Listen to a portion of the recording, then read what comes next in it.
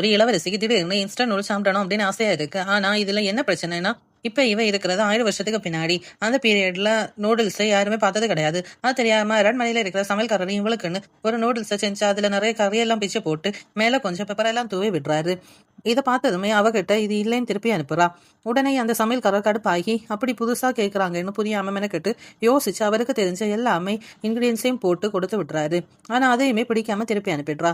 அப்பதான் அந்த சமையல்காரருக்கு இன்னும் கோவம் அதிகமாகுது. ஸோ இருக்கிற மொத்த கோவத்தை அந்த மாவுல காட்டி பசஞ்சு அதே நூடுல்ஸ் ரொம்ப பக்குவமா மெலிசா சாஃப்டா செஞ்சு கொடுக்குறாரு. அதை பாக்குறதுக்கு என்னவோ இவா கேட்ட மாதிரி தான் இருக்கு. ஆனா வாயில வச்சும் சுத்தமா உப்பு சப்பு இல்லாம இருக்கு.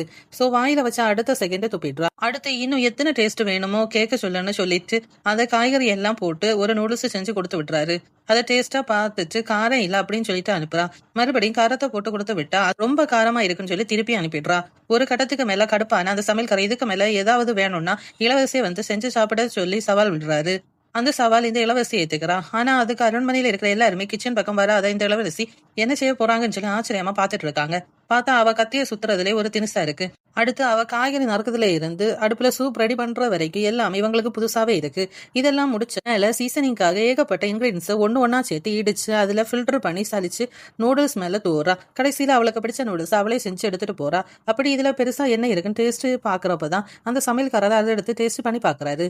பார்த்தா இவரோட 30 வருஷம் எக்ஸ்பீரியன்ஸ் அப்படி ஒரு டேஸ்டான நூடுல்ஸை சாப்பிட்டதே இல்லை. அந்த டேஸ்ட்ல மிரண்டு போயிடுறாரு. இவ்வளோ டேஸ்டா இவங்க எப்படி செஞ்சாங்கன்னு இளவரசியை கேட்டாதான் தெரியுது. ஆக்சுவலா இப்ப இருக்கிற காலகட்டத்துல இவன் ஒரு பொண்ணு கிடையாது. இவன் ஒரு ஆம்பளை. ஒரு ஹோட்டல்ல செஃப்பா வேலை செஞ்சுட்டு இருக்கான். ஒரு நாள் சடனா ஸ்விம்மிங் ஃபுல்லா விழுந்து தலையில அடிபட்ட டைம் டிராவல் பண்ணி 1000 வருஷத்துக்கு பின்னாடி வந்துடுறான். அப்படி வந்ததுமே இங்க இளவரசி ஆயிடுறான். அவன் ஏற்கனவே செஃப்பா இருந்தனால அவன் இந்த நூடுல்ஸ் அவ்வளோ ஈஸியா செய்ய முடிஞ்சது.